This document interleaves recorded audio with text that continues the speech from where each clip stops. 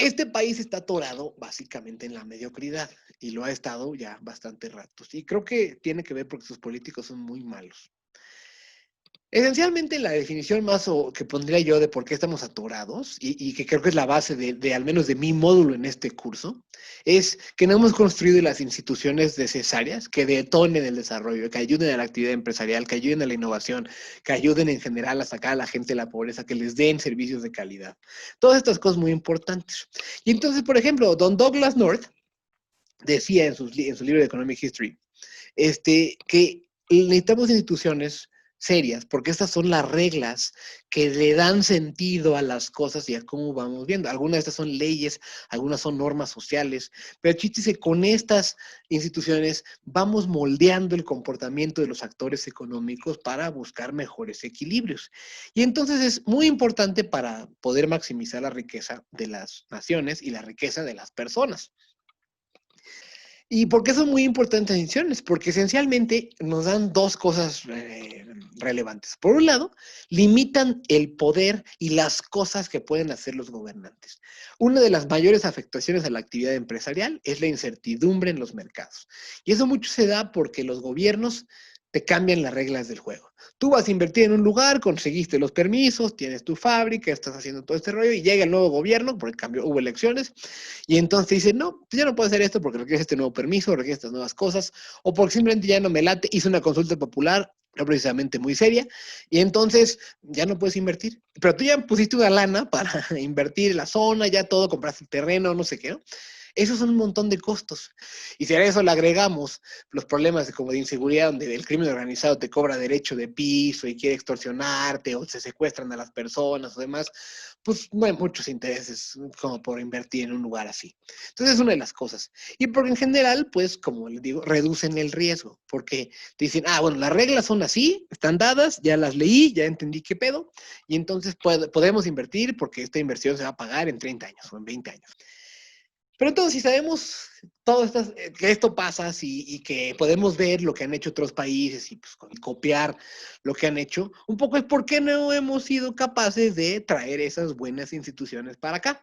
En buena medida creo que porque hay grupos de interés que se oponen ferozmente al cambio. Hay gente que se ve afectada por estas instituciones más incluyentes, más inteligentes, que permiten desarrollo, porque en el statu quo se benefician actualmente o porque son una empresa monopólica que tiene, es la única que está vendiendo en esta región, o porque pues somos parte del gobierno y no queremos competir contra nadie, como es la CFE y Pemex, o porque pues esencialmente vas a afectar los acuerdos partidistas que tienes con el sindicato tal o cual, entonces pues no, gracias. Y entonces tenemos que la política se interpone a la economía todo el tiempo en este país y en muchos países.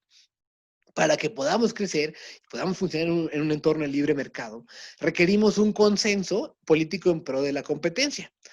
Y entonces, si no tienes un árbitro que limite lo que pueden hacer los jugadores, pues eso va a acabar en una batalla campal, no en un partido de fútbol. Y es exactamente lo mismo que pasa en el mundo real de la economía mexicana, donde pues las empresas no les conviene tener rivales, te conviene ser Telmex y como que buscar que no compitan contigo AT&T, Movistar y hacerse las difíciles, y, ¿no? O sea, como que complicar las cosas porque pues ganas más lana si eres monopolio, ganas más lana si eres el único jugador porque solo a ti te pueden comprar.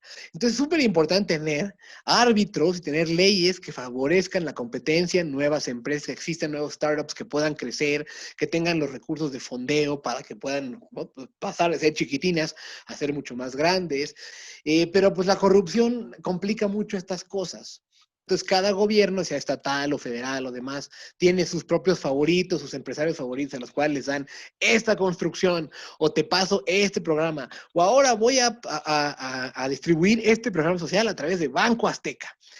Todo ese tipo de cosas hacen que los otros competidores no puedan competir bien. Entonces, si ese consenso se debilita, estos chicos y estos medianos no pueden sobrevivir. Y se vuelven negocios, o de mercados, perdón, de pocos jugadores, o de un jugador, donde eso le encarece los precios a las personas. La teoría económica reconoce la necesidad de que tengamos pues regulación y políticas que ayuden a la competencia, que eviten estos abusos, pero también entendemos que pues no necesariamente lo que es económicamente eficiente es políticamente posible. Y eso es súper importante entenderlo. Y esa frase viene básicamente de aquí, de los creadores del libro Why Nations Fail. Y Jim Robinson tiene esta idea que, bueno, pues lo que nos conviene hacer y el equilibrio económico al cual queremos llegar, pues puede ser muy difícil de alcanzar porque esta falla de mercado, este problema, pues depende claramente de los actores que la están generando. Entonces, si no cambias el consenso de los actores, no vas a poder cambiarlo. Y pues vas a tener el problema atorado eternamente. Y no importa si cambias la ley, no sé qué rollo, como lo dicen siempre los diputados y los senadores. Con esta nueva ley se va a cambiar, se va a evitar ya el maltrato a las mujeres. Y pues seguimos viendo feminicidios por todos lados. Porque así no funcionan los cambios. Tienes que realmente cambiar a los actores para poder cambiar los resultados. México es un país atorado entre dos visiones antagónicas del desarrollo. Una, de la tecnocracia más de derecha, que pues, se ha encargado, o sea, su lógica en los últimos varios sexenios fue tratar de reformar ciertos mercados, ¿no? La reforma energética, la reforma financiera, la reforma tal cosa, ¿no? Ese tipo de reformas para cambiar mercados e instituciones. Luego tienes el otro lado, que es los de la política. Estos son más políticos, no tecnócratas, son políticos a la vieja guardia. Y hasta lo ves en la edad de varios de ellos. Creen que pues lo que necesitas más bien es revertir muchas de estas reformas, que porque solo han privilegiado a los poderosos según ellos. Y que con políticas públicas más centralizadas, donde el gobierno encamine el desarrollo, sea la palanca del desarrollo. El problema es que ninguna de las dos ha ofrecido buenas respuestas. Por un lado, los políticos fracasaron dramáticamente. Ese es López Portillo llorando en su informe presidencial porque no podía defender el peso, pero porque en el fondo quisieron controlar el mercado y controlar todo, y no se puede controlar el mercado, eso es imposible. Cuando centralizas las funciones, genuinamente no puedes anticipar todas las cosas que van a pasar.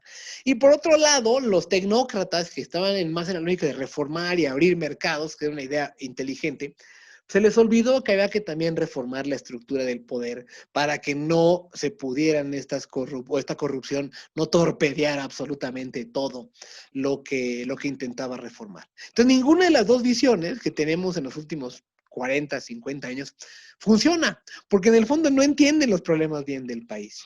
Entonces, tenemos décadas tratando de cambiar para que nada cambie. Es imposible que si no tienes un México más incluyente, menos partido, menos desigual, pues puedas tener un crecimiento más normal. Y entonces rezaga una parte del país, el sur y el sureste, y está sumido en la pobreza.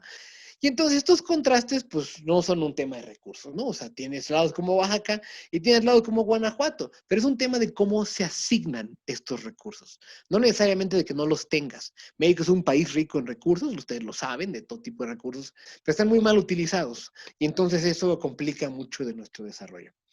Para poder alcanzar la transformación del México contemporáneo que queremos, se necesitan políticas públicas inteligentes, eficientes y sobre todo basadas en la evidencia empírica.